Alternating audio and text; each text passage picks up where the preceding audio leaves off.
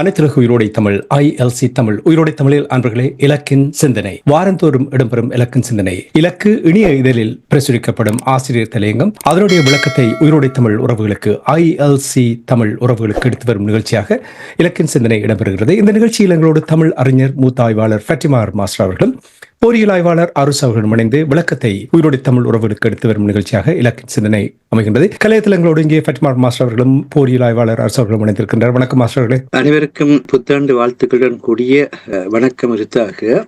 எங்களுடன் கடந்த பல வருடங்களாக பயணிக்கின்ற அனைவருக்கும் இந்நேரத்திலே சிறப்பாக உங்களுடைய அன்பும் ஆதரவும் தான் இந்த நிகழ்ச்சியை நாங்கள் முன்னெடுத்து செல்வதற்கான ஒரு மிகப்பெரிய சக்தியாக இருக்கின்றது என்பதை கூறிக்கொண்டு, இந்த ஆண்டிலும் அதே மாதிரியாக உங்களுடைய சிந்தனை பள்ளியாக இந்த நிகழ்வு தொடர்வதற்கு எல்லாம் இறைவனை வேண்டிக் கொண்டு இன்றைய நிகழ்ச்சியை தொடங்குறதுக்கு முன் அரசு அவர்களுக்கும் அன்பு வணக்கம். நன்றி மாஸ்டர். வணக்கம் அரசு அவர்களே. வணக்கம்.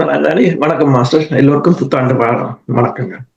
எல்லோருக்கும் புத்தாண்டு வாழ்த்துக்களை தெரிவித்துக் கொண்டு மாஸ்டர் கூறியது போல் 2025 ஒரு சுபிட்சத்தோடு தமிழ் மக்களுக்கு ஒரு விடுவை தரும் ஆண்டாக அமைய வேண்டும் என்று நாங்களும் உங்களுடைய ஆதரவை எதிர்பார்த்துக் கொண்டு இன்றைய நிகழ்ச்சியை ஆரம்பிப்போம். இன்றைய ஆசிரியர் தலையங்கம் சனவரியில் தொடங்க உள்ள புதிய அரசியலமைப்பு தயாரிப்பில் தேசிய இனங்களின் இறமைகளின் சமத்துவம் வலியுறுத்தப்பட வேண்டும். இதுதான் இன்றைய தலையங்கம் மாஸ்டர். அதாவது ஸ்ரீலங்காவின் அமைச்சரவையின் பேச்சாளர் நலிந்த ஜெயதிச 3 ஆண்டுகளுக்கு பின்னர் தான் புதிய அரசியலமைப்பு தொடர்பான விடயங்கள் மக்களிடம் சமர்ப்பிக்கப்பட்டு அந்த பின்னணியிலே குடியேற்றத்துக்கான ஏற்பாடு செய்யப்படும் என்று சொல்லியிருந்தார். ஆனால் இப்பொழுது திடீரென்று நீதியமைச்சர் ஹர்ஷன நாணயக்கார இந்த ஜனவரியிலேயே புதிய அரசியலமைப்புக்கான முயற்சிகள் ஆரம்பம் என்று தெரிவித்திருக்கின்றார். இது அன்றகுமார திசநாயக்க அவர்களுடைய இந்தியாவுக்கான அணுகுமுறை பயணத்தின் பின்னரான ஒரு வெளிப்பாடாக கூட கருதக்கூடியதாக இருக்கின்றது. ஏனென்று சொன்னால், இப்பொழுது தெற்காசிய மட்டத்திலே இருக்கின்ற பூகோள அரசியலை பார்க்கின்ற பொழுது இப்பொழுது இலங்கையினுடைய இந்து மாக்கடல் நிலை என்பது மிக முக்கியமான ஒன்றாக மாறிக்கொண்டிருக்கிறது. அத்தகைய சூழலில்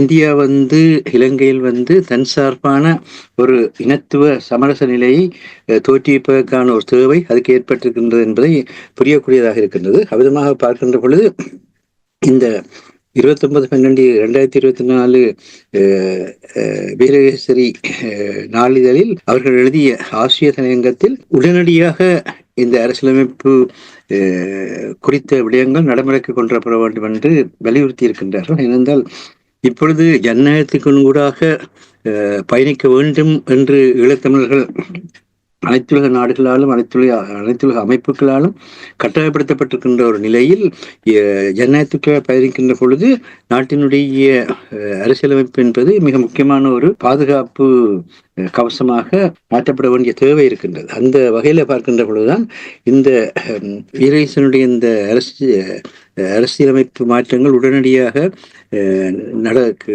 தொடங்கப்பட வேண்டும் என்கின்ற அந்த கோரிக்கை ஈழத்தமிழ் அரசியல்வாதிகளுக்கும் ஈழத்தமிழர்களுக்கும் கூட ஒரு அவசர அழைப்பாக கூட காணப்படுகின்றது. ஏனென்றால் ஒரு அரசியலமைப்பு தயாரிப்பு நிலை இடம்பெறுகின்ற பொழுது பூனை கண்ணை மூடிக்கொண்டால் உலகம் இருண்டிட்டு என்று சொன்ன மாதிரி நாங்கள் கண்ணை மூடிக்கொண்டிருக்க முடியாது. இந்த நேரத்தில் ஈழத்தமிழர்களுடைய தனித்துவத்தை, ஈழத்தமிழர்களுடைய இறமையை அந்த அரசியலமைப்பு உறுதிப்படுத்தக்கூடிய முறையிலே அதனுடைய வாசகங்களை அமைக்க வேண்டிய ஒரு கட்டாயம் இருக்கின்றது. அதற்கு அனைத்துலக நாடுகளுடைய அமைப்புகளுடைய ஆதரவும் பெறப்பட வேண்டிய நிலை இருக்கின்றது. ஆகவே மிகப்பெரிய ஒரு அரசியல் பயணத்தை நடத்த வேண்டிய ஆண்டாக இந்த 2025 தொடங்கி இருக்கின்றது. இதை கையில் எடுத்து இப்பொழுது இலங்கையில் தமிழ் தேசிய முன்னணியினுடைய தலைவரும் அகில இலங்கை தமிழ் காங்கிரசினுடைய தலைவருமாக விளங்குகின்ற யாழ்ப்பாண பாராளுமன்ற உறுப்பினர் கஜேந்திரகுமார் பொன்னம்பலம் அவர்கள் மத்திய தமிழ் பாராளுமன்ற உறுப்பினர்களையும் மக்களால் நிராகரிக்கப்பட்ட பாராளுமன்ற வட்டத்துக்குள் நிற்கின்றவர்களையும் கூட அவர் தொடர்பு கொண்டு இது தொடர்பாக ஒரு பொதுவான ஒரு ஆலோசனை தொகுதி ஒன்றை வழங்குவதற்கு முற்படுகின்றார். இதைத்தான் பொதுக்கட்டமைப்பு மூலமாக ஏற்கனவே திட்டமிட்டார்கள். அந்த நேரத்தில் அதை ஏதோ ஒரு காரணத்துக்காக நிராகரித்த மதிப்புக்குரிய கஜேந்திரகுமார் பொன்னம்பலம் அவர்கள் இப்பொழுது அந்த பொது கட்டமைப்பு ஒன்றுகளால இந்த தமிழ் பாராளுமன்ற அரசியல்வாதிகள் ஒருங்கிணைக்கப்பட வேண்டும் என்கின்ற முறையிலே செயற்பட தொடங்கியிருக்கிறது நல்ல விடயம். ஆனால் அதே வேளையிலே அதை தனியே இந்த மக்களால் ஏற்றுக்கொள்ளப்பட்ட மக்களால் நிராகரிக்கப்பட்ட அரசியல்வாதிகள் மட்டும் வைத்துக் கொள்ளாமல் அவர் உலகளாவிய நிலையில் இருக்கின்ற எல்லா தமிழர்களுடைய அரசியலமைப்பு குறித்த அவர்களுடைய கருத்துக்களையும் அவர்களுடைய எதிர்பார்ப்புகளையும் பெறக்கூடிய முறையிலே ஒரு பலமான கட்டமைப்பு ஒன்றை தோற்றுவித்திருந்ததான் அது இந்த ஒரு பொது கட்டமைப்பினூடாக இந்த தமிழர்களுக்கான ஒரு பொதுவான ஒரு அரசியல் அமைப்பு கோரிக்கைகளை முன்வைப்பதற்கு பலமளிக்கும் என்பதுதான் இந்த ஆசிரியர் தலையங்கத்தினுடைய முதல் கட்ட சிந்தனையாக இருக்கின்றது. ஏனென்றால் இந்த ஆண்டில் தனிய அரசியல்வாதிகளுடன் எந்த ஒரு நாடும் முன்னேறினது கிடையாது. அரசியல்வாதிகள் தங்களுடைய அதிகாரத்தையும் தங்களுடைய நிதி பலத்தையும் அதிகரிக்கிறதுக்கான தன்மையுடன் தான் செயற்படுவார்கள். அது எல்லா அரசியல்வாதிகளுக்கும் போது அதை மக்கியவெளியினுடைய த பிரின்சஸ் என்கின்ற நூலிலே அவர் பல நூற்றாண்டுகளுக்கு முன்பே இத்தாலிய சிறையிலிருந்து மிக தெளிவாக வெளிப்படுத்தினார். ஆகவே அரசியல்வாதிகளுக்கு அந்த தங்களுடைய அதிகாரத்தை நிலைப்படுத்துதல், அதற்காக பாராளுமன்றத்திலேயோ அல்லது ஆட்சி முறைமைக்குள்ளேயோ இடம் பிடித்தல் என்கின்ற நோக்கெல்லாம் இருக்கின்றன. ஆனால் சாதாரண மக்கள் தான் பாதிக்கப்படுபவர்கள். இன்றைக்கு இலங்கையிலே உப்பு இறக்குமதி செய்கின்றார்கள், அரிசி இறக்குமதி செய்கின்றார்கள். இந்த உப்பையும் அரிசியையும் இறக்குமதி செய்வதற்கான நிலையை பார்க்கின்ற பொழுது அழுவதா சிரிப்பதான்னு தெரியவில்லை. ஏனென்றால் சுற்றி வர கடல் இருக்கின்ற அது இந்து மக்கள் கொண்டிருக்கின்ற இலங்கைத்தீவு, அது மீன்வளமும் இப்பொழுது இறக்குமதியாக துவங்கி இருக்கின்றது. மறுபுறத்திலே பார்க்க போனால் யானை கட்டி போரடித்தால் மாடு கட்டி போரடித்தால் மாளாது என்று யானை கட்டி போரடித்த வரலாற்றை கொண்ட பகுதியாக தமிழருடைய தாயக பகுதியில் இருக்கின்றது நெல் விளைச்சல். அத்தகைய அந்த பகுதிகளில் எல்லாம் நீங்கள் தமிழர்களுடைய உட்கட்டுமானங்களை அளிக்கின்றோம் என்று சொல்லி வெறுகனை வீச்சுக்களையும் குண்டு வீச்சுகளையும் நடாத்தி ஒரு பக்கத்திலே உட்கட்டுமானங்களையும் சேர்த்து மறுபக்கத்திலே தமிழர்களுடைய மனித வலுவை நீங்கள் ஈவிரக்கமின்றி இன அழிப்புகளுக்கூடாக கொன்றளித்த அந்த சூழ்நிலையில் இப்படியான ஒரு நிலை இன்றைக்கு தோற்றம் பெற்றிருப்பதற்கு இந்த சிங்கள பௌத்த பேரினவாத அரசாங்கங்கள் எல்லாருமே அதற்கான பொறுப்பினை ஏற்க வேண்டும். அப்படியா பார்க்கின்ற பொழுது அந்த மூலமான ஒன்று, அதாவது எல்லா மக்களும் தாங்கள் வாழ்ந்து கொண்டிருக்கிற நாட்டுக்கான பொருளாதாரத்தை உயர்த்துவதற்கான, அறிவுத்தளத்தை உயர்த்துவதற்கான, தொழில்நுட்ப தளத்தை உயர்த்துவதற்கான பங்களிப்பு, வர்த்தக தளத்தை உறுதிப்படுத்துவதற்கான பங்களிப்பு செய்ய அனுமதிக்கப்பட்டால் தான் அந்த நாடு உண்மையாகவே பொருளாதார தன்மையில் விடுபடும். அது இன்றைக்கு பொருளாதாரம் உலகத்தில் அரசியல் உறுதிப்பாட்டை விட மிக அதிக அளவிலே அந்த ஒவ்வொரு நாட்டினுடைய செல்நெறிகளையும் வெளிப்படுத்துகின்ற தன்மை கொண்டதாக இருக்கின்ற பொழுது இந்த மக்களுக்கான அந்த சுதந்திரமான பங்களிப்பு மறுக்கப்படுமாக இருந்தால் அந்த மக்களுக்கு இடையில் இன நல்லிணக்கம் தோற்றிக்கப்படாது இருந்தால் எந்த ஒரு பொருளாதார முயற்சியினாலையும் இலங்கை தீவினுடைய பொருளாதார வங்குரோத்த நிலையிலிருந்து விடுபட முடியாது. இப்பொழுது கூட இலங்கை தீவு அவதானிப்பு நிலையில் தான் வைக்கப்பட்டிருக்கிறதே தவிர எந்த ஒரு அனைத்துலக நிறுவனமும் இலங்கை தன்னுடைய பொருளாதாரத்தில் மீண்டெழுந்து விட்டது என்று ஒரு வரி கூட கூறவில்லை. சுருக்கமாக சொல்ல போனால் மற்றவர்களிடம் கடன்பட்டு அல்லது மற்றவர்களிடம் இறந்து பெற்று வருகின்ற நிதி முறைகளுக்கு ஊடாக இலங்கையினுடைய நாளாந்த பொருளாதாரத்துக்கான செயற்பாட்டை ஸ்ரீலங்கா அரசாங்கம் நடத்தி கொண்டிருக்கிறதே தவிர உற்பத்தியினுடைய பெருக்கம் என்பது மக்களுடைய மனவிருப்பில், இது எங்களுடைய மண், எங்களுடைய நாடு என்ற அந்த எண்ணம் பெற வேண்டும். அது வருவதாக இருந்தால் முதலில் இந்த ஸ்ரீலங்கா வினர் ஸ்ரீலங்காவினருக்கான சமத்துவ ஆட்சி இந்த சொற்களை எல்லாம் விட்டுவிட்டு நீங்கள் இலங்கை தீவினருக்கான சமத்துவ ஆட்சி, இலங்கை தீவினர் என்று சொல்லுகின்ற பொழுது பிரித்தானிய காலனித்துவ ஆட்சி ஏற்படுகின்ற பொழுது அவர்கள் வடக்கு கிழக்கில் தமிழர்களுடைய அரசு உரிமையுடன் இருந்த யாழ்ப்பாண அரசினுடைய உரிமையைத்தான் கைப்பற்றினார்கள். அதே போல கண்டி சிங்கள அரசினுடைய உரிமையும் அதற்கு முன்னர் கோட்டை சிங்கள அரசினுடைய உரிமையும் தான் அவர்கள் கைப்பற்றினார்கள். அதை அவர்கள் இரு தேச இனங்களுடைய உரிமைகளை கைப்பற்றிவிட்டு தங்களுடைய தேச நலனுக்காக 1833 ஆண்டிலே இந்த சிலோனிஸ் என்கின்ற ஒரு செயற்கையான ஒரு தேசியத்தையும் அதே நேரத்திலே சிலோன் என்கின்ற அதுவரை இல்லாத ஒரு ஒற்றையாட்சி நாட்டு முறைமையும் தோற்றுவித்தார்கள். அதன் பின்பு 1921 ஆண்டு பிரித்தாளும் தந்திரத்தின் மூலம் மக்களை ஆள வேண்டும் என்ற பின்னணியிலே இலங்கையினுடைய பல்லின தன்மை கொண்ட மக்களாக இருந்த சிங்கள, தமிழ், முஸ்லீம், மலையக மக்களை ஒருவருக்கொருவராக பகைமைக்கு கொண்டு வந்தது மாத்திரமல்ல,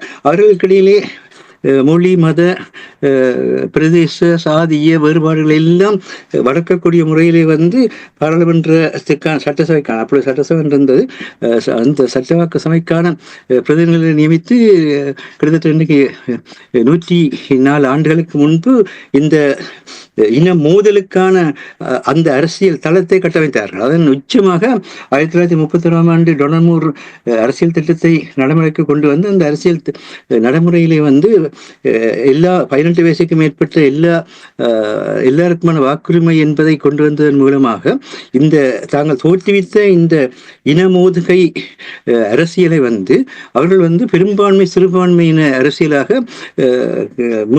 வடிவமைத்தார்கள். அந்த பெரும்பான்மை சிறுபான்மை அரசியலுக்கு ஊடாக தமிழர்களுடைய தாயக இறைமையினுடைய சமத்துவமும் சிங்களவர்களுடைய தாயக இறைமையினுடைய சமத்துவத்தை அளிக்கக்கூடிய முறையிலே இந்த குடியேற்ற திட்டங்களை பின்னர் கொண்டு அந்த பின்னணியிலே தமிழர்களுடைய எல்லைகளாக இருந்த மரங்களையும் எல்லைகளாக இருந்த ஆற்று படுக்கைகளையும் கூட மாற்றி அமைத்து எல்லாரையும் குழப்பத்துக்களை கொண்டு பெரும்பான்மை சிறுபான்மை என்கின்ற தன்மைக்கூடாக பயணித்தார்கள். அந்த கட்டத்தில் தான் 1936 ஆண்டு அளவிலே அமரர் ஜி பொன்னம்பலம் அவர்கள் சட்டவாக்கத்துறையிலே தமிழர்களுக்கு எதிரான, தமிழர்களுக்கு மட்டுமில்லை சிறுபான்மையினத்துக்கு எதிரான ஒரு சட்டவாக்க தன்மை தோற்றம் பெறாதவாறு 50-80 என்கின்ற கோரிக்கையை முன்வைத்து சிங்கள மக்களுக்கு 50% உறுப்பினர்களும் மற்ற இலங்கை தமிழர், முஸ்லிம் மக்கள், மலையாள தமிழருக்கு 50% உறுப்பினர்களும் கொண்ட சட்டவாக்க சபையை உருவாக்க முற்பட்டார். அதை சோல்பரி அரசாங்கம் இப்பொழுது அனுரகுமார் அரசாங்கத்தினுடைய சில முன்னாள் ஜேவிபி ஆளுமைகள் கூறுவது போல சிறுபான்மையினரை பெரும்பான்மையினருக்கு சமராக நடத்த முடியாது, பெரும்பான்மையினருக்கான ஒரு முக்கியத்துவத்தை நாங்கள் கொடுப்போம் என்று சோல்பரி நிராகரித்தார் என்பதெல்லாம் வரலாறு. அதே நேரத்திலே அதே அகில இந்திய தமிழ் காங்கிரசினுடைய பின்னர் கோப்பாய் பாராளுமன்ற உறுப்பினராக இருந்த கதிரவேப்பிள்ளை எம்பியினுடைய தந்தையாகிய சட்டத்தரணி ஸ்ரீ சிவசுப்பிரமணியம் அவர்கள் தான் அட்லி பிரபுவிடம் நீங்கள் சிறுதேச மக்களுடைய தன்னாட்சிகளை மையப்படுத்தி மற்ற நாடுகளிலே உங்களுடைய அரசியலமைப்புகளை உருவாக்குகின்றீர்கள், எங்களுக்கு அதே மாதிரி எங்களுடைய சிறுதேசிய தன்மையை மையப்படுத்தி எங்களுக்கான உரிமையை கொள்கிற தன்னாட்சி குரலை எழுப்பினர். அந்த தன்னாட்சி குரலை எழுப்பி அதே காலத்திலே பொன்னம்பலம் அவர்கள் 45ஆம் ஆண்டு சோல்பரி அரசியலமைப்புக்கு சமர்ப்பித்த அவருடைய சிபார்சுகளின் படி அவர் மிக தெளிவாக கூறினார், இந்தியாவிலே நீங்கள் அரசியல் நிர்ணய சபையை நிறுவி அந்த அரசியல் நிர்ணய சபையின் பின்னணியிலே எல்லா இனங்களுக்குமான பிரதிநிதித்துவ சமத்துவம் அல்லது பிரதிநிதித்துவ பாதுகாப்பு கிடைக்கக்கூடிய முறையிலே அம்பேத்கர் அந்த அரசியலமைப்பை உருவாக்குவதற்கான முறைமைகள் எல்லாம் தோற்றுவித்திருக்கிறீர்கள். ஆனால் இங்கு தமிழ், மலையக முஸ்லிம் மக்களுடைய அவர்களுடைய நாட்டுரிமையை பாதுகாக்கக்கூடிய முறையிலே நீங்கள் செய்யவில்லை, அவ்விதமாக அரசியல் நிர்ணய சபையை செய்யாத விட்ட காரணத்தினால் இந்த சிங்கள பௌத்த மேலாதிக்கம் தொடங்குகின்ற விடயங்களெல்லாம் அவர் மிக தெளிவாக எடுத்துக்கொண்டார். அதே நேரத்தில் அவர் அந்த அறிக்கையிலே 7,80,000 மலையக தமிழர்கள் அங்கு இலங்கையில் பிறந்து அல்லது இலங்கையில் பிறந்து தமிழகத்திலும் இலங்கையிலுமாக வாழ்ந்து கொண்டிருக்கின்றார்கள், அவர்களுடைய அரசியல் உரிமைகளும் பாதுகாக்கப்பட வேண்டும் என்றெல்லாம் எடுத்துக் கூறினார். அத்துடன் தமிழ் மக்கள் காலி முதல் காங்கேசந்துறை வரை இலங்கையில் ஏற்பட்ட அரசியல் வளர்ச்சிகளில், ஆட்சி வளர்ச்சிகளில், மன்னர்களுடைய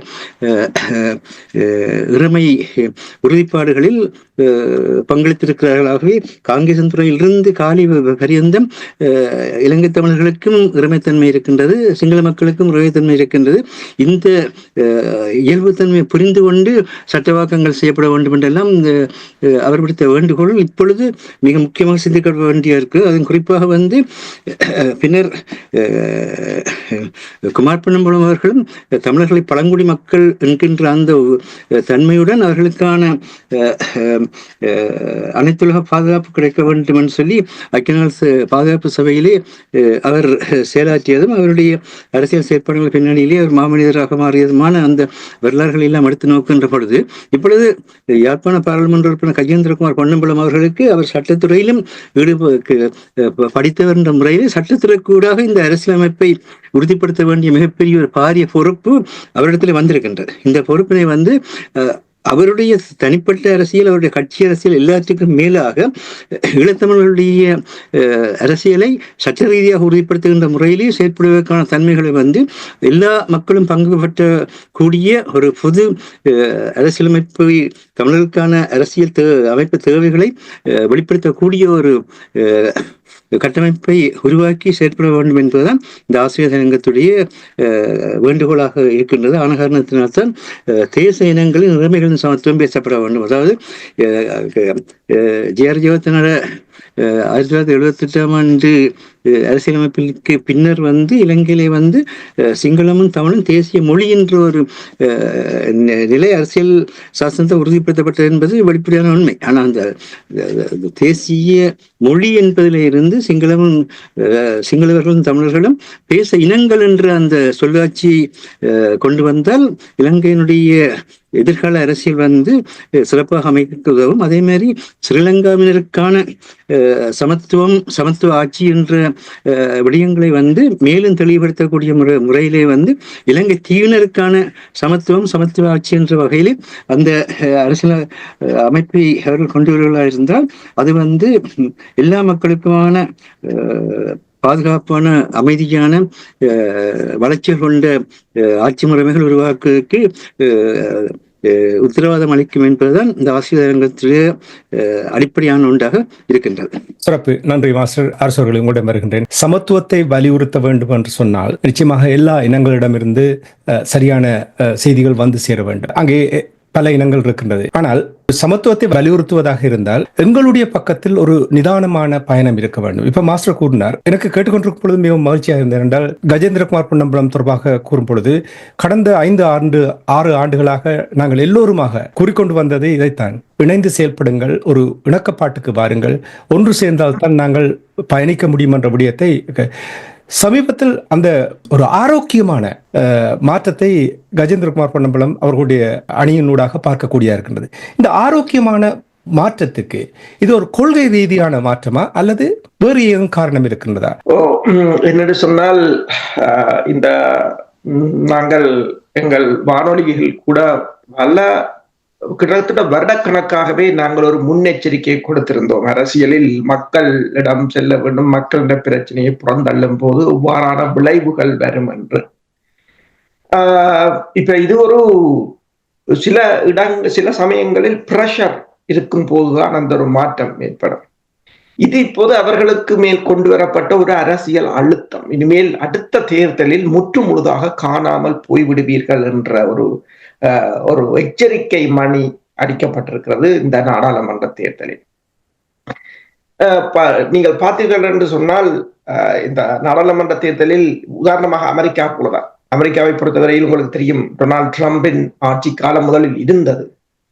அதில் மக்கள் எவ்வளவோ அதிருப்தி அடைந்துதான் அவரை வெளியேற்றினார்கள். ஆனால் அதற்கு பின்னர் வந்தவர்கள் அவரை விட மோசமாக இருப்பவர்கள். அந்த முந்தைய ஒரு கதை சொல்வார்கள், நெல்லு கூட அரிசியை வாங்கி கொண்டு நெல்லு கொடுத்தவனும் உமி கொடுத்தவனும் என்று சொல்லி. அதே போன்ற ஒரு நிலைதான். அப்ப மீண்டும் அவர்கள் ட்ரம்பை கொண்டு வருவதற்குரிய நிலைக்கு அவர் மக்களே தள்ளப்பட்டார்கள். அது இந்த அரசாங்கங்களுக்கு கொடுக்கப்பட்ட பலத்த ஒரு அடி என்று சொல்லலாம், அல்லது அவர்களுக்கு வழங்கப்பட்ட ஒரு தண்டனையாக கொள்ளலாம். அது அமெரிக்கா மட்டுமில்ல, மேற்குலக நாடுகளில் பிரித்தானியாவிலும் அதான் நடந்தது, ஜெர்மனிலும் அதான் நடந்தது, பிரான்சிலும் அதான் நடந்தது. என்றால் இவர்களின் கொள்கைகளில் மக்களுக்கு ஏற்பட்ட விரக்தியும் இவர்களின் செயற்பாடுகளில் ஏற்பட்ட அதிருப்தியும் அதே ஒரு நிலைமைதான் இந்த தமிழ் அரசியல் கட்சிகள் மீது மக்கள் கொண்ட ஒரு எதிர்ப்பு. இப்ப நீங்கள் பார்த்தீர்கள் என்று சொன்னால், ஒரு பொது வேட்பாளர் விடயத்தில் கூட இந்த கட்சிகளில் பலர், உங்களுக்கு தெரியும், இந்த பொது வேட்பாளர் விடயத்தில் பலர் எதிர்த்து அந்த சிங்கள கட்சிகளை எதிர்ப்பதை விட பொது வேட்பாளரை எதிர்ப்பதில் தான் மிக அதிக கவனம் செலுத்தியது கட்சிகள். இப்ப அன்றைக்கு அரியநேந்திரன் அவர்கள் ஒரு கட்டுரை என்று எழுதியிருந்தார். அதில் அவர் கூறியதை பாருங்கள். அதாவது, ஜனாதிபதி தேர்தலில் தமிழ் பொது வேட்பாளர் அரியநேந்திரனை தோற்கடிக்க வேண்டும் என்று பிரச்சாரம் மேற்கொண்டவர்களில் சுமந்திரன் யாழ்ப்பாணம், சயந்தன் யாழ்ப்பாணம், ஆர்னோல்ட் யாழ்ப்பாணம், சத்தியலிங்கம் வவுனியா, சரவணபவன் மட்டக்களப்பு, சேவன் மட்டக்களப்பு, கலையரசன் அம்பாறை, நிதஞ்சன் அம்பாறை, இந்த 8 பேரும் தோல்வி அடைந்தனர். இந்த 8 பேரும் பொது வேட்பாளருக்கு, அதாவது ஒரு பொது கட்டமைப்புக்கு எதிராக பிரச்சாரம் மேற்கொண்டவர். ஒரே ஒரு வேட்பாளர் தான் தப்பி பிழைத்தவர், அதை எதிர்த்தவரில் சாணக்கியன் மட்டும். சரி, அடுத்தது அவர் ஒன்றை கூறுகிறார். பொது வேட்பாளரை ஆதரித்தவர்களில் ஸ்ரீதரன் யாழ்ப்பாணம், ஸ்ரீநேசன் மட்டக்களப்பு, கோடீஸ்வரன் அம்பாறை, குகதாசன் திருவோணமலை, இவ்வளவு பேரும் வெற்றி பெற்றிருக்கிறார். அப்ப மக்களுக்கு ஒரு 40 நாளுக்கு கட்டியமைக்கப்பட்டாலும் மக்களுக்கு ஒன்று இதை எதிர்த்து. இப்ப அன்றைக்கு என்னோட ஒருவர் பேசும்போது கூறினார், பொது வேட்பாளருக்கு எதிராக இவர்கள் அடித்த துண்டு பிரசுரங்களுக்கான செலவை ஏதும் ஒரு திட்டத்துக்காவது யூஸ் பண்ணி இருக்கலாம் என்று. அதுக்காக அவ்வளவு நிதியை கொடுத்தேன் துண்டு பிரசுரங்களுக்கு கூட அடித்து விநியோகித்து தங்களுக்கு தாங்களே சேறு பூசிக்கொண்டார்கள். இப்ப சில சமயங்களில் மக்களில் 2 பேர் இருப்பார்கள். ஒன்று, மற்றவனின் அனுபவத்தை வைத்து தன்னை மாற்றியமைத்துக் கொள்வது. இன்னொரு வகையினர் இருப்ப தான் அனுபவப்பட்டுத்தான் திருந்துவது. அதான் 2. இப்போ அனுபவப்பட்டு வீழ்ச்சியை கண்டு எழுந்திருக்கிறார்கள். ஆனால் இது தற்போதைய அரசியல் சூழ்நிலைகளை சரி செய்வதற்காக இருந்து நாடகம் ஆடுவார்களாக இருந்தால் அது மிக பலமான அடியை இன்னொரு தடவை வாங்குவார்கள். உண்மையில் இதே சுத்தியுடன் இந்த அரசியலுக்கு அவர்கள் அரசியல் சேவையை செய்ய முற்படுவார்களாக இருந்தால் அது உண்மையில் வரவேற்கத்தக்கதாகத்தான் இருக்கு. ஆனால் ஒன்றை நீங்கள் யோசியுங்கள், இங்கு செயற்பாடுகள் தான் முக்கியம். அதுதான் முக்கியம். மக்களிட பிரச்சனைகள் தான் முக்கியம். இப்ப யாழ்ப்பாணத்துக்கான குடிநீர் பிரச்சனையாக இருக்கலாம், தற்போது எழுந்திருக்கின்ற பொருளாதார நெருக்கடியில் யாழ் மாவட்டத்தில் இருக்கின்ற தொழில் வாய்ப்பு பிரச்சனையாக இருக்கலாம், மீனவர் பிரச்சனையாக இருக்கலாம், அல்லது மயிலத்தினமனு மாதவனை பிரச்சனையாக இருக்கலாம், அல்லது இந்த பௌத்த ஆலயங்கள் அமைப்பது தொடர்பாக, அல்லது காணி அபகரிப்பு. இந்த பிரச்சனைகளில் இவர்கள் ஆக்டிவாக நின்று இதனை மேற்கொள்வார்களாக இருந்தால், மக்களுடன் மக்களாக இணைந்து செயற்படுவார்களாக இருந்தால் அடுத்த முறை தப்பி பிழைப்பார்கள். இல்லை என்று சொன்னால் காணாமல் போவார்கள். ஏனென்றால் முன்னே போல பழைய கட்சிகளுக்கு வாக்களிக்க வேண்டும், அவர்களை வைத்திருக்க வேண்டும் என்ற மனோநிலை இப்போதைய புதிய ஜெனரேஷனுக்கு இல்லை. அவர்கள் ஏதாவது ஒன்றை புதிதாக தேடுகிறார்கள். அடுத்து அவர்கள் எல்லாவற்றையும் படிக்கிறார்கள், எல்லா உலக நடப்புகளை பெருமளவில் அறிகிறார்கள். என்னென்ன நடக்கிறது, யார் ஏமாற்றுகிறார்கள் என்பதை தெரிகிறது. முன்னே போல ஒரு மீடியாக்களை வைத்துக்கொண்டு, மெயின் ஸ்ட்ரீம் மீடியாக்களை வைத்துக்கொண்டு மக்களை தங்கள் கட்டுப்பாட்டுகள் வைத்திருக்க முடியாத ஒரு நிலை என்றால் சமூக வலைத்தளங்கள் அதனையும் மேவி சென்று விட்டன. இப்போ வீட்டுக்கு வீடு யூடியூப் என்று சொல்லி மீடியாக்கள் என்று உடனடியாகவே எல்லாம் வெளிக்கொண்டு வரப்படுகின்றன. அவர்கள் என்ன செய்தாலும் எது செய்தாலும் உடனடியாக வெளிக்கொண்டு வரப்படுகின்றன. பெருமளவான மாற்றுக் கருத்துக்கள் பெருமளவான முன்வைக்கப்படுகின்றன. அண்மையில் கூட பனை அபிவிருத்தி சபை தொடர்பாக அதில் நடந்த காரசாரமான விவாதங்கள் அப்படி எல்லாம் நடந்திருக்கின்றன.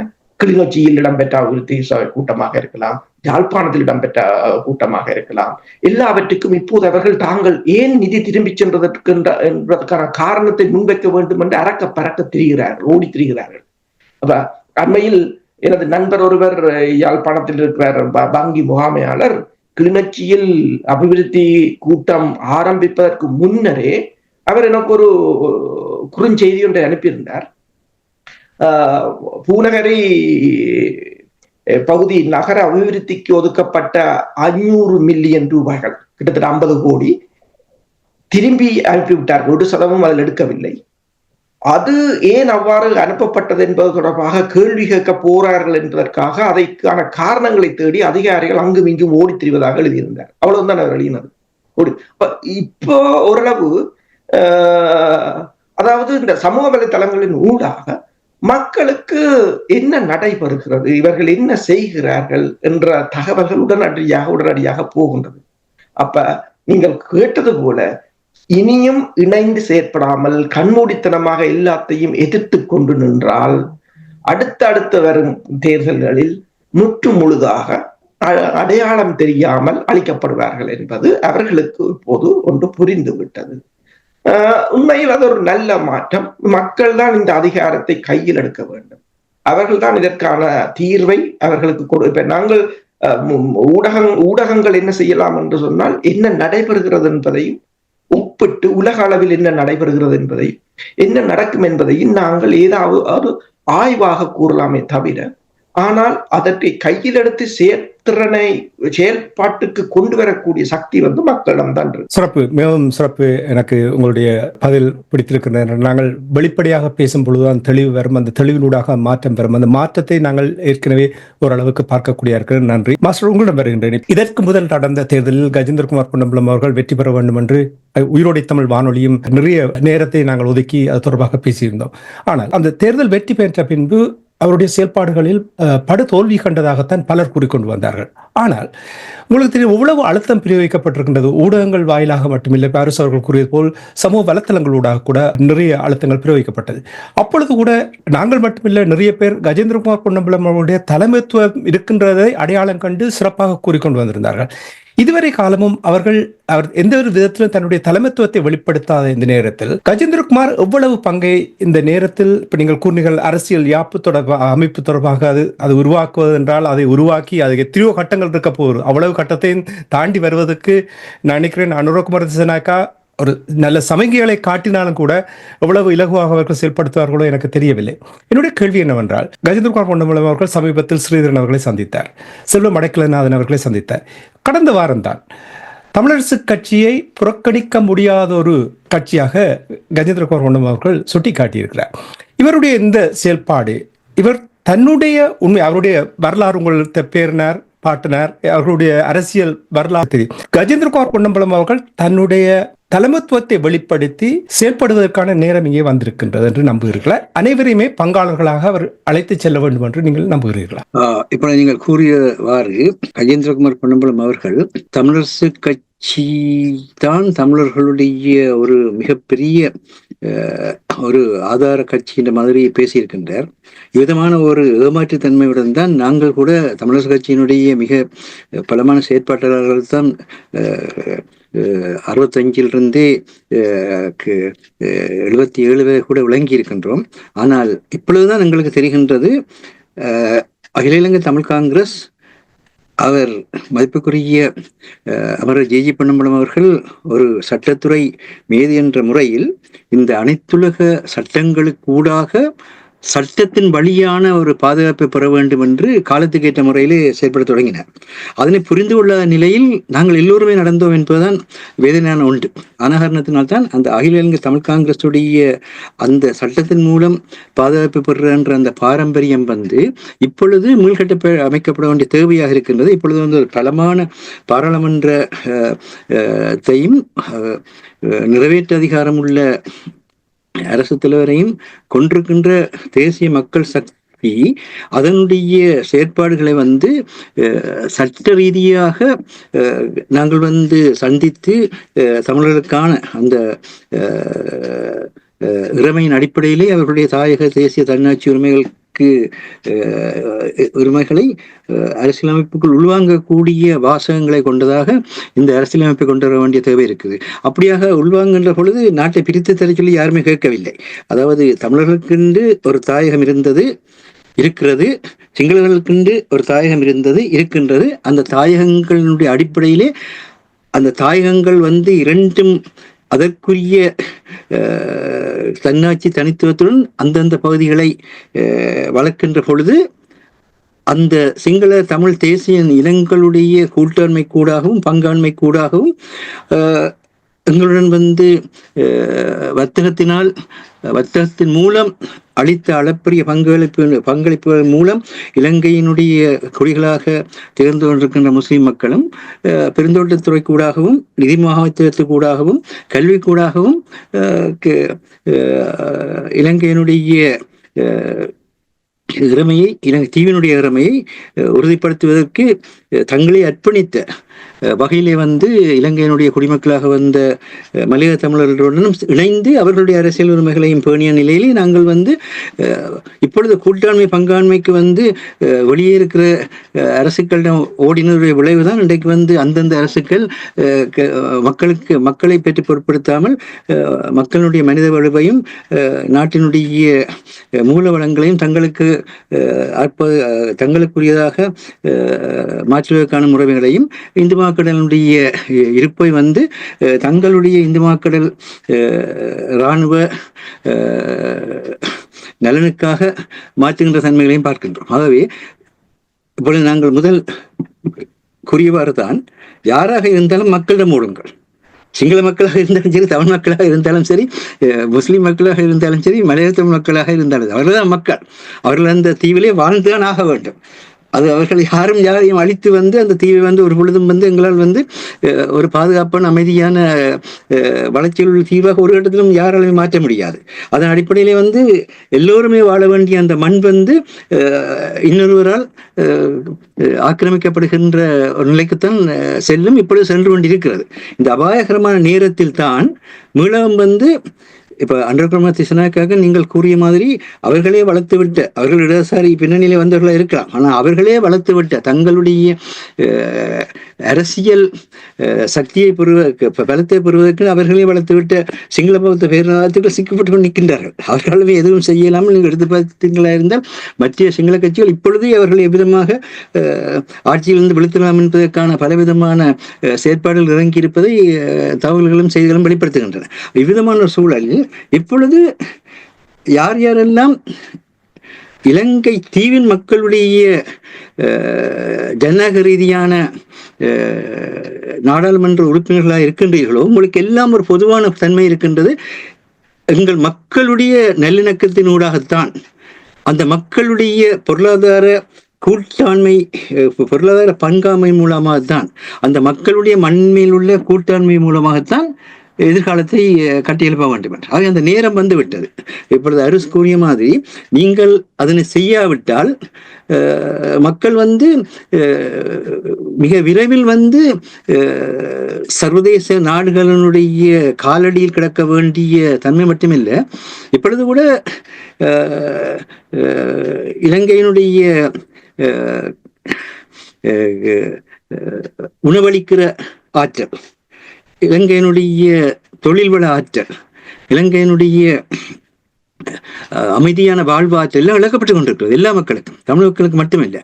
இப்படியான ஒரு காலகட்டத்தில் இப்பொழுது நீங்கள் இலங்கை தீவில் என்ற வகையிலே வரலாற்றினுடைய உண்மையை, இயல்புத்தன்மையை ஔவையார் ஒரு வரியிலே கூறுவார், இயல்பது கரவையில் ஈவது விளக்கேல் என்று. அதாவது இயல்புத்தன்மையை உலகம் ஒழிக்காதே, இயல்பது கரவையில் என்ற இதுதான் இயல்புத்தன்மை. இலங்கையினுடைய இயல்புத்தன்மை என்ன? தமிழ் மக்களும் சிங்கள மக்களுக்கு உங்களுக்குள்ளேயே அதிகார போட்டியில் இருந்திருக்கலாம், அது வேறுபடியும். அதாவது மன்னர்களுக்குள்ளேயே அந்த அதிகார போட்டி இருந்தே தவிர மக்களுக்குள்ளேயே அந்த அதிகார போட்டி இருக்கவில்லை. அதே பிரித்தானிய காலத்துக்கு பிறகுதான் மக்களுக்கு அதிகார போட்டின்ற தன்மை உருவாக்கப்படுகிறது. ஆக இந்த உண்மைகளை உணர்ந்து நாங்கள் செயற்பட வேண்டும். இதுக்கு ஒரு உதாரணம் என்னென்றால், இந்த ஜனவரி மாதம் 10ஆம் தேதி 1974ஆம் ஆண்டு யாழ்ப்பாணத்தில் நடைபெற்ற 4வது உலக தமிழராட்சி மாநாட்டை வந்து தமிழர்களுடைய இறைமையை மறுத்து தமிழர்களுடைய பண்பாட்டு உரிமையையும் அவமதித்து ஸ்ரீலங்கா அரசாங்கம் வந்து ஒரு இனப்படுகொலை களமாக மாற்றியது. இந்த கடந்த 51 ஆண்டுகளாக அந்த இனப்படுகொலைக்கான 11 உயிர்கள் அதிலே வந்து பலியாகப்பட்டது. அது திட்டமிட்ட முறையில் பலியாகப்பட்டது. எல்லாம் அந்த மின்சாரத்தால் தாக்கப்பட்டு இறந்தார்கள். மின்சாரத்தால் தாக்கப்பட்டு இறந்த என்ற அந்த வரலாறு என்பது திட்டமிடப்பட்டு நடந்த என்ற கேள்வி இருக்கின்றது. அப்ப அதற்குள் ஒரு முறைமையான விசாரணை கமிஷனை அமைத்து அந்த நிகழ்வு, அதான் இந்த இனஅழிப்பு இனப்படுகொலை பண்பாட்டு இனஅழிப்புகளுடைய முதல் அடியாக இருக்கின்றது. அந்த அடியில் தான் தமிழ் மக்கள் தங்களை இனி ஆயுத எதிர்ப்பின் மூலமாகத்தான் பாதுகாக்க வேண்டும் என்று மதிப்புக்குரிய தேசிய தலைவர்கள் தமிழர்களுக்கான பாதுகாப்பு தலைமைத்துவத்தை உருவாக்க வேண்டிய தேவை ஏற்பட்டது. ஆகவே இந்த உலகத்தமிழ் ஆராய்ச்சி மாநாட்டு படுகொலைகள் என்று 51 வருட காலமாக அதற்கான நீதியை கூட நாங்கள் வந்து உலக மட்டத்தில் பெற முடியாமல் இருக்கின்றது. இவ்விதமான ஒரு சூழலில் தான் இந்த நீண்டகால நோக்குடன் தேசத்தை கட்டியெழுப்பதை மையமாக கொண்ட அரசியலமைப்பு செயற்திட்டத்தை ஒருபோதும் ஊதியமற்ற தன்னார்வ அடிப்படையிலான செயற்பாடுகளும் செய்ய முடியாது. இதனை வந்து கொழும்பு பல்கலைக்கழகத்தினுடைய கடன் மறுசீரமைப்பு மற்றும் பொருளாதார துறையினுடைய விரிவுரையாளராக இருக்கின்ற உமேஷ் மொரம் முதலியவர்கள் நேரடியாகவே சொல்லியிருக்கின்றார்கள். இந்த தன்னார்வ செயற்பாட்டாளர்களை நீங்கள் வைத்து ஒரு நாளும் ஒரு நாட்டினுடைய மாற்றங்களை உருவாக்க முடியாது, ஒரு இனத்தினுடைய மாற்றங்களை உருவாக்க முடியாது. அப்படியாக இலங்கை தீவிலே இந்த கட்சிகள் தங்களுக்கான தொண்டர்களை வைத்து பணியாற்றுகின்றோம், அமைப்புகள் தங்களுக்கான தொண்டர்களை வைத்து பணியாற்றுகின்றோம் என்கின்ற அந்த முறையிலே செயற்பட்டதனுடைய விளைவுதான் இன்றைய பொருளாதார இழப்பு என்று அவர் சுட்டிக்காட்டுகின்றார். ஏனென்றால் ஒரு மனிதனுடைய வேலைக்கான அடிப்படை கூலி கொடுக்கப்படாத நிலையில், அடிப்படை ஊதியம் கொடுக்கப்படாத நிலையில் அந்த மனிதனால் தன்னுடைய திறமையை பயன்படுத்தி முழுதாக வந்து அந்த செயற்பாட்டை செய்ய முடியாது. எங்களுக்கும் கூட தெரியும், இங்கே வானொலியில் தொடங்கிய பொழுது கூட அந்த நிலை இருந்தது, இன்றும் இருக்கின்றது. அதாவது வந்து தன்னார்வ முயற்சிகளுக்கு கூடாக ஒரு காலமும் நீங்கள் வந்து பொருளாதாரம் என்பது மிகப்பெரிய வலுவான கரம், அந்த கரத்துக்குள் சாதாரணமானவர்கள் நசுக்கப்படுகின்ற தன்மையை கொண்டவர்கள். அப்ப அந்த பொருளாதார கரத்தை வந்து நாங்கள் வந்து எந்த அளவுக்கு உறுதிப்படுத்துகின்றோமோ அந்த அளவுக்கு தான் தனிப்பட்ட மக்களாலும் செயற்பட முடியும், கட்சிகளாலும் செயற்பட முடியும், அமைப்புகளாலும் செயற்பட முடியும். அப்படியானால் இனிவரும் காலத்தில் என்றாலும் இந்த மாற்றங்களை கொண்டு வருகின்ற பொழுது அதில் ஆர்வத்துடன் ஈடுபடுபவர்களுக்கான அந்த குறைஞ்சபட்ச ஊதியத்தையாவது கொடுத்து செயற்பட வேண்டும் என்கின்ற கருத்தினை இலங்கையினுடைய அரசு தலைவர் அனுரகுமார திசாநாயக்கா தாங்கள் தன்னார்வ பணியாளர்களை வைத்து மாற்றங்களை கொண்டு வர போறோம் என்று கூறிய கருத்துக்கு எதிர்கருத்தாக வந்து கொழும்பு பல்கலைக்கழக விரிவுரையாளர், கடன் வர்த்தகம் மற்றும் பொறியியல் ஆய்வாளர் உமேஷ் மொரமுதலி அவர்கள் துணிந்து கூறியிருக்கின்றார். இது எங்கள் எல்லோருக்குமான ஒரு பாடமாக இருக்கட்டும். நாங்கள் இவ்வளவு காலம் எத்தனையோ செயற்திட்ட முயற்சிகளை முன்னெடுத்திருக்கின்றோம், நேரத்தை செலவழித்திருக்கின்றோம், உழைப்பை செலவழித்திருக்கின்றோம். மக்கள் வந்து பல எதிர்பார்ப்புகளுடன் தங்களுடைய நாளாந்த வாழ்வினுடைய வெட்டு கொடுப்புகளை செய்து அதில் பங்கேற்றம் இருக்கின்றார்கள். ஆனால் எந்த பயனுமே வரவில்லை. அதை பற்றி சிந்தித்துக் கொண்டிருக்கிற நேரத்தில் தான் இந்த உமேஷ் மொரமுதலியுடைய இந்த பொருளாதார ரீதியான கருத்து முக்கியத்துவம் பெறுகின்றது. இந்த ஆண்டிலாவது அது குமார் பொன்னம்பலமாக கஜேந்திரகுமார் பொன்னம்பலமாக இருந்தாலும் சரி, அல்லது எந்த ஒரு தமிழ் செயற்பாட்டாளர்களாக இருந்தாலும் சரி, நீங்கள் செய்கின்ற எந்த செயற்பாட்டுக்கும் அதற்கான மனித ஆற்றலை வெளிப்படுத்தக்கூடிய முறையிலே அந்த செயற்பாட்டிலே ஆர்வத்துடன் பங்கு பெற்றவர்களுக்கான மிக குறைந்த பட்ச ஊதியத்தையாவது கொடுத்து செயல்படுங்கள் என்பதுதான் இந்த ஆண்டிலே நாங்கள் மிக முக்கியமாக சொல்ல வேண்டிய செய்தியாக இருக்கின்றது. இதுதான் இன்றைக்கு இந்த அடுத்த வாரத்திலே 10ஆம் தேதி இடம்பெற இருக்கின்ற 4வது உலக தமிழராட்சி மாநாட்டு படுகொலைகள் பற்றிய அனைத்துலக கவனம் இல்லாமல் போனதற்கான அடிப்படையாக இருக்கின்றது. 2009ஆம் ஆண்டு முள்ளிவாய்க்கல்லில் மே மாதம் 17ஆம் தேதி நடத்தப்பட்ட அந்த இன அழிப்பின்கான இதுவரையான சமத்துவமான என்ன தண்டனை நீதியோ அல்லது பரிகார நீதியை பெற முடியாத நிலை இருக்கின்றது. உலகத்தில் இருக்கிற மற்ற நாடுகளுக்கெல்லாம் மற்ற மக்களுக்கெல்லாம் அது அமைகின்ற பொழுது ஏன் எங்களுக்கு அமையவில்லை என்ற கேள்வியை மக்களை கேட்டுக்கொண்டிருக்கின்றோம். ஏன்னா நாங்கள் திட்டமிடலில் நாங்கள் சரியான முறையிலே அதனுடைய பலம் என்ன, பலவீனம் என்ன, அதனுடைய சந்தர்ப்ப தன்மைகள் எப்படி இருக்கின்றது, அதனுடைய அபாயத்தை எதிர்கொள்ளக்கூடிய தன்மைகள் எப்படி இருக்கின்றது என்றெல்லாம் திட்டமிடாமல் எல்லாமே இயங்கிக் கொண்டிருக்கிற செயற்திட்டங்கள் இயங்கியல் தன்மை கொண்டது. மார்க்சிசத்தோட அடிப்படை எல்லாமே காலத்துடன் மாறிக்கொண்டிருப்பது. இப்போது எந்த ஒரு செயற்திட்டத்தை நீங்கள் தொடங்குகின்ற பொழுது தொடங்கி அந்த செயற்திட்டத்தை நோக்கி போறதுக்கு இடையிலேயே உலக பூகோள அமைப்பு எவ்வளவு விதமாக மாறிவிடுகிறது, காலநிலை அமைப்பு எவ்வளவு விதமாக மாறிவிடுகிறது. அவை அந்த மாறுதல் தன்மைக்கேற்ப ஒரு பலம் பொருந்திய ஒரு அறிவுசார் தளம் இருந்து அதை நிறுப்படுத்த வேண்டிய தேவை இருக்கின்றது. ஒரு தொழில்நுட்ப தளம் இருந்து அதற்கான பக்கத்துணை அளிக்க வேண்டிய தேவை இருக்கின்றது. இவைகளை பற்றியெல்லாம் சிந்தியாமல் வெறுமனே பாராளுமன்றத்தில் நடந்து கொண்டிருக்கின்ற விடயங்களை பற்றியும் அமைச்சர்கள் பேசிக் கொண்டிருப்பதை பற்றியும் அதற்கு எதிராக இவர்கள் தங்களுடைய வாயால் வடை சுடுவதை பற்றியுமான அந்த தன்மைகள் போய்கொண்டிருக்கிறது. இப்போ பார்த்தீங்கன்னா யாழ்ப்பாணத்தில் இந்த இந்திய இழுவைப்படகுகளால் பாதிக்கப்படுகின்ற மக்கள் மிக தெளிவாக கூறுகின்றார்கள்.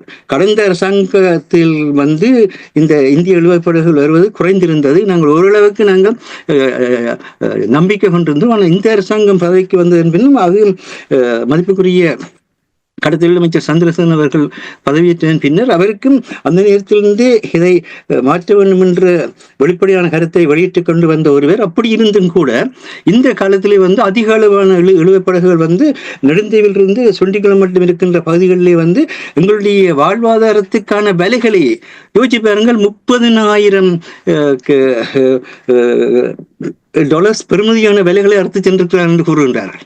யோசிச்சு பாருங்கள் மக்களுடைய நிலையை. அப்ப இதை பற்றி அனைத்துலக மட்டத்திலே எத்தனையோ தொழிற்கட்சிகள் இருக்கு. இன்றைக்கு மலையக மக்கள் தங்களுக்கான உரிமைகளை ஓரளவுக்கு பெற்று மீண்டெழுந்திருக்கின்றார்கள். உலக தொழிற்கட்சிகளுடைய பலன்தான் அதுக்கு காரணமாக இருந்தது, அரசியல் பலம் அல்ல. உலக தொழிற்கட்சிகள் எந்த தொழிலாளர்களுக்கு தான் தொழிலாளர்களை பற்றிய அந்த வேதனை புரியும், துன்பம் புரியும். ஆகவே நாங்கள் இதை செய்திருக்கின்றோம். அது ஒரு பக்கத்திலே. அதே நேரத்திலே காணாமலாக்கப்பட்டவர்களுடைய வலிந்து காணாமல் ஆக்கப்பட்டவர்களுடைய நீதிக்காக தாய்மாரும் பெற்றோரும் திருவண்ணாமலையிலே நடந்த அந்த 5 மாணவர்களுக்கான படுகொலைக்கு கூட கடந்த வாரத்தில் கூட மிக பலமாக குரல் எழுப்பப்பட்டன. அவ்விதமாக இருக்கின்ற ஒரு சந்தர்ப்பத்திலும் கூட அவற்றையெல்லாம் அவற்றுக்கான பக்கத்துணியாக அனைத்துலகம் நிற்க முடியாத நிலை ஏன் ஏற்பட்டிருக்கின்றது? ஏனென்று சொன்னால் இந்த திட்டமிடலில் இருக்கின்ற குறைபாடு. இது நாங்கள் தமிழர் கட்சியினுடைய வருகை ஏற்படுத்திய சிக்கல். இதுதான் அகில இலங்கை தமிழ் காங்கிரசுக்கும் தமிழரசு கட்சிக்கும் இடையில இருக்கிற வேறுபாடாக கூட பார்க்கின்றோம். இந்த அகில இலங்கை தமிழ் காங்கிரசுடைய காலத்தில் தான் அனைத்துலக நிலையிலே எங்களுடைய பிரச்சனை பேசப்படக்கூடியதாக இருந்து லண்டனில் எத்தனையோ முறைகள் பேசப்படக்கூடிய, அப்படி லண்டன் தான் உலகம் முழுவதற்கான மையமாக இருந்தது. அங்கே அவர் பொன்னம்பலம் அவர்கள், சுப்பிரமணியம் அவர்கள் போன்றவர்கள் பேசக்கூடிய தன்மையெல்லாம் இருந்தது. ஆனால் இன்றைக்கு தமிழரசு கட்சியின் காலத்தில் இந்த நாட்டில் எப்பொழுது எங்கு நீங்கள் பேசியிருக்கின்றீர்கள், நாடுகளிடம் சென்று கையேந்தினீர்கள். அப்பொழுது பெரிய அவர்கள் மிக தெளிவாக சொன்னார், எங்களாலேயே எங்கள் மக்களுடைய பிரச்சனையை தீர்க்க முடியாமல் இருக்கிற நேரத்திலே நீங்கள் எங்களிடத்திலே வந்தால் நாங்கள் என்ன செய்ய முடியும் என்று அவர் வெளிப்படையாகவே அரசியல் யதார்த்தத்தை வெளிப்படுத்தி கேட்டார். அதுக்கு பிறகு உங்களுக்கு அறிவு வரவில்லை. திரும்பவும் நீங்கள் இந்தியா எங்களுக்கு வரலாற்றிலே எந்த ஒரு கட்டத்திலும் எங்களை ஆக்கிரமித்த வரலாறு கிடையாது. ஆனால் நீங்களாக சந்தர்ப்பத்தை கொடுக்கின்ற பொழுது அவர்கள் தங்களுடைய பாதுகாப்பை, தங்களுடைய பொருளாதாரத்தை பலப்படுத்தக்கூடிய முறையில் இந்த பிரச்சனையை கையில் எடுப்பதில் எந்த ஒரு தவறும் இல்லை. நாங்கள் தான் சந்தர்ப்பம் கொடுத்தோம். அதுக்கு மேல் வரலாற்று எப்பயாவது மன்னர்களுடைய ஆட்சி காலத்தில் கூட காலம் இப்ப இலங்கை சோழர்கள் பிடித்து வைத்திருந்தார்கள் தான் சொல்லுவார்கள். ஆனால் பாண்டிய அரசினுடைய மணிமுடியை அங்கு கொண்டு வைக்க போன பிரச்சனையில் தான் அது இடம்பெற்றது. இலங்கைக்கு மேல் ஆக்கிரமிப்பு நடத்த வேண்டும் என்ற அடிப்படையில் நடக்கவில்லை. பாண்டிய அரசினுடைய மணிமுடி அங்கே இருக்கின்றது. சோழர்கள் அதை கைப்பற்றினால்தான் சோழ அரசினுடைய மணிமுடியினுடைய இறமை உறுதிப்படுத்தப்படும் என்ற பின்னணியிலே தோற்றம் பெற்றதான் அந்த வரலாறுகள் எல்லாம். ஆகவே இந்த வரலாறுகளுடைய தன்மைகளை புரிந்து கொள்ளாமல் நாங்கள் எங்களுக்குள்ளேயே நின்று செயல்படுவதற்கு அந்த பலத்தை தான் இந்த உயிரோடை தமிழ், இது உயிரோடை என்று சொன்னால் உங்களுடைய உயிருக்கு நீர்வாக்கின்ற தன்மை, உங்களுடைய உயிருக்கு. உங்களுடைய உயிர் வாழ்ந்தால்தான் நீங்கள் வாழுவீர்கள். அந்த அடிப்படையில் தான் உயிரோடு என்ற பெயரையே இந்த வானொலி கொண்டிருக்கின்றது. இலக்குன்ற பெயரையே அந்த மின்னிதழ் கொண்டிருக்கின்றது. ஏனென்று சொன்னால் உங்களுடைய இலக்கு என்பது உங்களுக்கு தெரிய வேண்டும். உங்களுடைய உயிரை எப்படி பாதுகாக்க வேண்டும் என்று உங்களுக்கு தெரிய வேண்டும். நான் என்னுடைய உயிரை பாதுகாத்தால் நான் என்னில் இருக்கக்கூடிய அந்த ஆற்றலை மனிதர்களுக்கு பகிர்ந்து கொள்ளலாம். இந்த அடிப்படையில் தான் இந்த ஆசிரியர் தினங்கள் எழுதப்பட்டிருக்கின்றது. சிறப்பு மாஸ்டர், மிகவும் ஒரு நல்ல ஒரு செய்தியை இந்த ஆண்டு முதலாவது நிகழ்ச்சியில் நீங்கள் கூறியிருக்கிறீர்கள். அதற்காக உங்களுக்கு நன்றியை கூறிய நீங்கள் கூறியது சரி. ஒரு திட்டமிடல் என்பது முக்கியம். என்ன விடயத்தை எடுத்தாலும் திட்டமிடல். ஒரு விளையாட்டு போட்டியை எடுத்தாலே திட்டமிடல் முக்கியம். ஒன்று சேர்ந்து செயல்பட வேண்டும். விளையாட்டு போட்டியில் கூட பந்தாட்டமாக இருக்கட்டும், எந்த விளையாட்டாக கிரிக்கெட்டாக இருக்கட்டும், இணைந்து செயல்படாவிட்டால் நீங்கள் சாதிக்க முடியாது. இதை புரிந்திருக்க வேண்டும். ஒரு இனமாக நாங்கள் விடுதலை பெற வேண்டும், அந்த இலட்சியத்தை அடைவது என்றால் குறைந்தபட்சம் 80-90% நாங்கள் சேர்ந்து செயல்பட வேண்டும். அந்த ஒருமைப்பாடு இது முக்கியம் என்பதை நீங்கள் தேசிய அரசியல் அமைப்பு தொடர்பாக கூறும்பொழுது இது முக்கியம் என்பதை இந்த நேரத்தில் கூறிக்கொண்டு அரசுகளை எங்கள் நிகழ்ச்சி என்று கொண்டு வர போன்றோம். அரசியல் அமைப்பு செயல் திட்டம் தொடர்பாக கூறும்பொழுது பாதுகாப்பு கவசமாக அமைகிறது என்ற விடயத்தை மாஸ்டர் கூறும்பொழுது உங்களுக்கு தெரியும், கடந்து வந்த சிங்கள அரசியல்வாதிகள் தமிழ் மக்களை தொடர்ச்சியாக ஏமாற்றிக் கொண்டு வந்திருந்தார்கள். சந்திரிகா, அதற்கு முன்னரும் கூட சந்திரிகா, ராஜபக்சாக்கள், ரணில் விக்ரமசிங்க. ஆனால் இப்பொழுது ஒரு அழுத்தம் பிரயோகிக்கப்பட்டிருக்கின்றது. அது ஒரு நிச்சயமாக அவர்களுடைய மனம் விரும்பி அந்த அழுத்தம் பிரயோகிக்கப்பட்டிருக்கின்றது என்று நான் கூற மாட்டேன். அங்கே ஏற்பட்டிருக்கின்ற பொருளாதாரம் ஒரு முக்கியம், இனி பூகோள அரசியலும் ஒரு முக்கியமான விடயமாக பார்க்கப்படுகின்றது.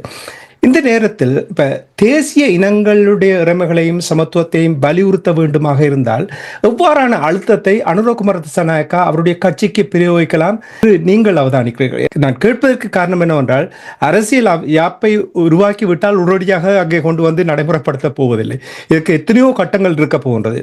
அனுரகுமார திசாநாயக்காவுக்கு 5 ஆண்டுகள் தான் ஆணை வழங்கி இருக்கிறார்கள். தொடர்ந்தும் வழங்குவார்களோ இல்லையோ என்று தெரியாது. ஆனால் இருக்கிற சந்தர்ப்பத்தில் அதை எவ்வாறு இந்த அழுத்தத்தை பிரயோகிக்கலாம் என்று நீங்கள் நம்புகிறீர்கள்? என்னென்று சொன்னால், இலங்கை சிங்கள கட்சிகளை பொறுத்தவரையில் அவர்கள் ஒருபோதும் தமிழர்களுக்கான எந்த ஒரு தீர்வையும் தரப்போவதில்லை. அனுரகுமார திசாநாயக்காவை பொறுத்தவரையில் அவர் தனது கட்சிக்கு அழுத்தத்தை பிரயோகிக்க போவதும் இல்லை. என்னென்று சொன்னால், அவர்களும் அந்த அதாவது நீலம், பச்சை, சிவப்பு என்ற 3 கலருமே இல்ல சிங்கள தேசத்தில அது இனவாதத்திற்கு இருந்த கட்சிகள் தான், புதிதாக உருவாகவில்லை.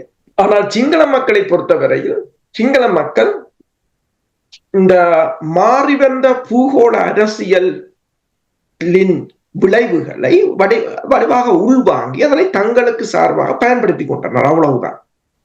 இப்போதும் அனுரகுமார திசாநாயக்கா அந்த புதிய அரசியல் ஜாப்பு என்றெல்லாம் பேசுவது, புதிய அரசியல் ஜாப்பு என்று பேசுகிற போது அவர் ஒன்றைத்தான் கூறுகிறார், எல்லோரும் இலங்கையர்கள். அது அடிப்படையே தவறு. அதான் பிரச்சனை, அடிப்படையே தவறு.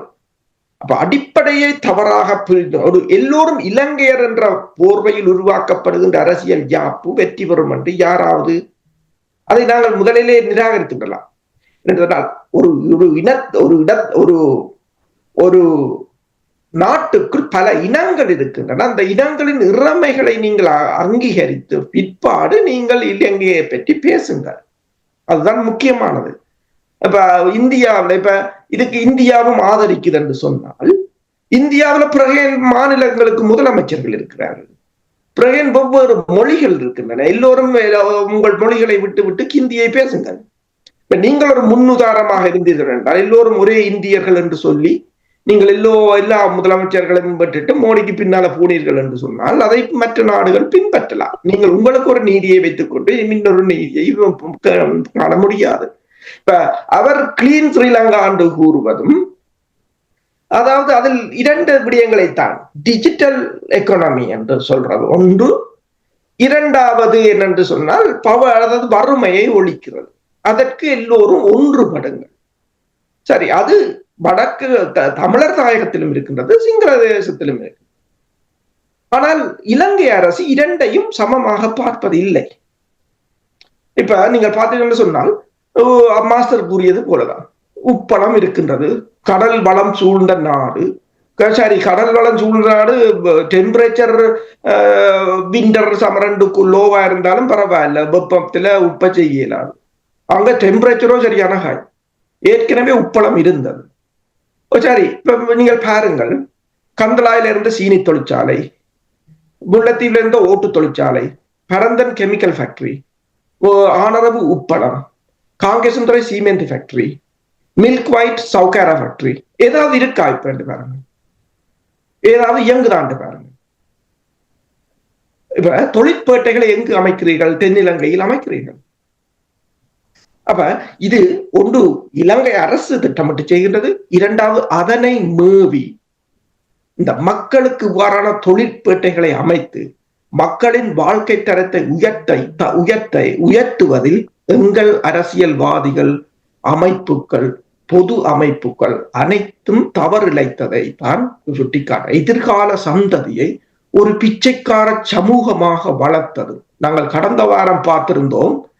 அதாவது 2024 ஆண்டு சாதனை என்னவென்று சொன்னால், தமிழ் மக்களின் அமைப்பு, தமிழ் மக்களை கூறவில்லை, தமிழ் அமைப்புகளின் அரசியல்வாதிகளுடைய சாதனை என்னென்றால், 194 நாடுகளிலும் எந்த நாடுகளிலும் ஆதரவை பெறாது தமிழ் மக்களை புறந்தள்ள வைத்தது. அது ஒரு சாதனை, அதை கொண்டாடலாம் நாங்கள். இப்ப அடுத்த சாதனை என்னவென்று சொன்னால், புலம்பெயர் அமைப்புகளாக இருக்கலாம், அங்குள்ள அரசியல் கட்சிகளாக இருக்கலாம். நான் இப்போது கூறிய இத்தனை தொழிற்பேட்டைகளையும் பாருங்கள், ஏதாவது ஒன்றை இயங்குகிறாரா, இயங்கு நிலையில் இருக்கின்றதா, இயங்க விடுகிறார்கள், அல்லது அதை இயங்க வைப்பதற்கு என்ன முயற்சிகளை எடுத்தார்கள்? இருக்கின்ற மீன்வளத்துறையை, இப்போ மீன்பிடி தொழிலை கூட, அதை கூட இவ்வளவோ போராட வேண்டிய ஒரு நிலை இருக்கின்றது. இலங்கைக்கும் தான், இலங்கை தமிழ் மக்கள் இப்ப 100 குளங்கள் இருக்கின்றன, வன்னியில் 100க்கும் மேற்பட்ட குளம். ஆனால் அரிசியை இறக்குமதி செய்கிறீர்கள். அக்கப்போர் நடக்கிறது அங்க அரிசிக்கு.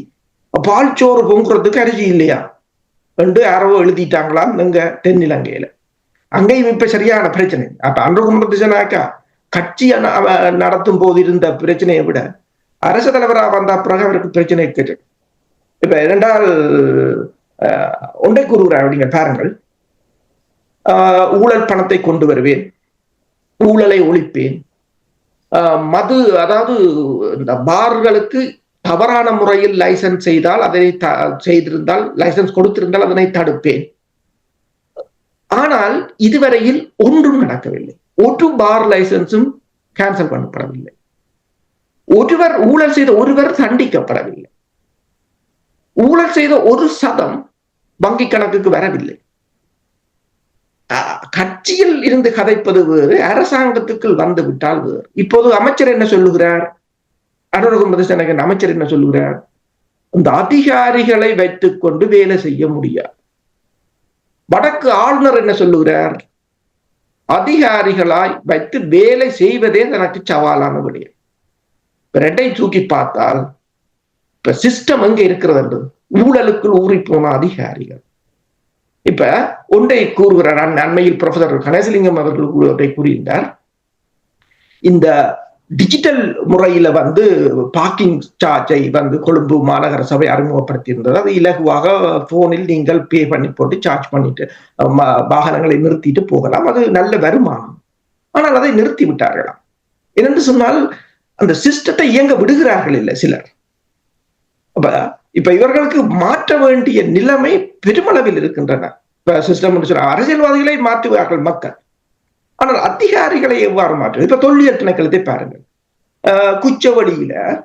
குச்சவெளியில ஒரு நெல் களஞ்சியம் இருந்தது. அந்த நெல் களஞ்சியத்தை ஸ்ரீலங்கா படையினர் 85ஆம் ஆண்டு குச்சவெளி போலீஸ் நிலையத்தை போட்டார்கள். அதை அடித்த குச்சவெளி போலீஸ் நிலைய தாக்குதல் எல்லாம் அவங்களுக்கு தெரிந்த முந்தைய வரலாம்.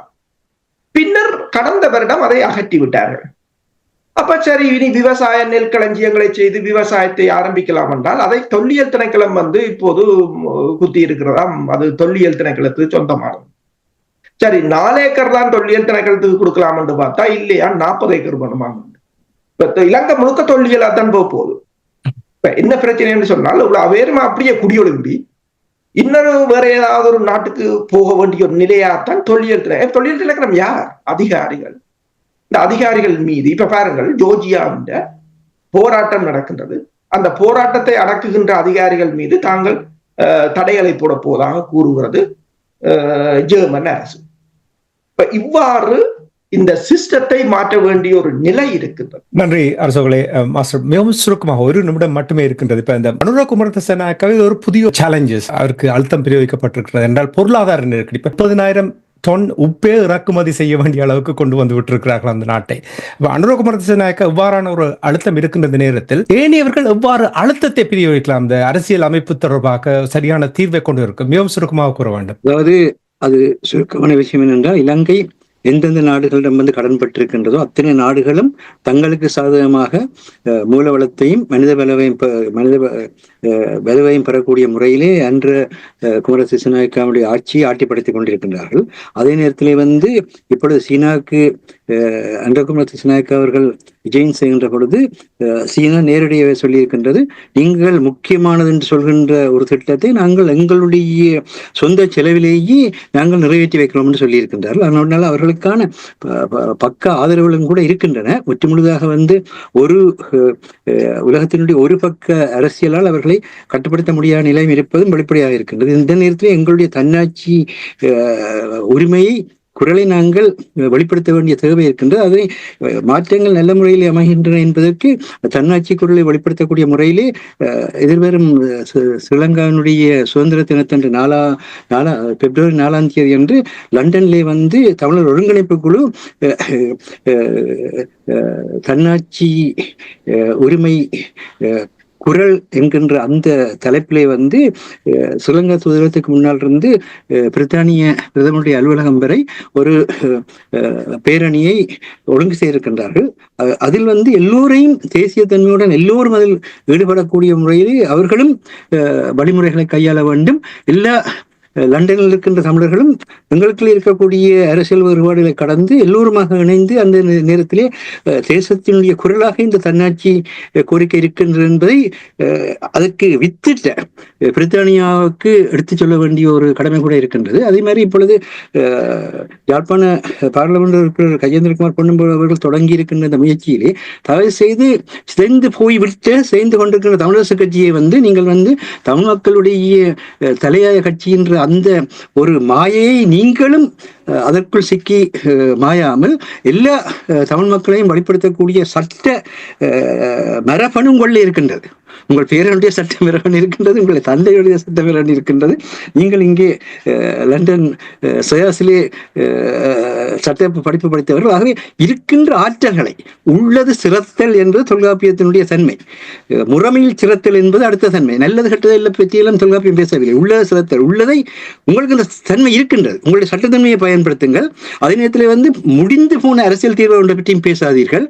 இப்பொழுது இருக்கின்ற நாட்டில் இன்றைக்கு ஸ்டேட் வித் இந்த ஸ்டேட் உட்பட பலவிதமான அரசியல் பாலான மிக தெளிவாக சொன்னபடியும் எங்களுக்கான 5 வருஷத்துக்கு எங்களுக்கான பொருளாதாரத்தை நாங்கள் கட்டியெழுப்பி மக்களுக்கான பலத்தை கொடுத்து இந்த ஒரு அரசியல் உளவியலை சிங்கள மக்களும் தமிழ் மக்களும் ஒருத்தருக்குள் பேசக்கூடிய அரசியல் உளவியலை கொண்டு வந்ததற்கு பின்னர் நாங்கள் பேச்சுவார்த்தை நடத்தி கொண்டு கூறினார்.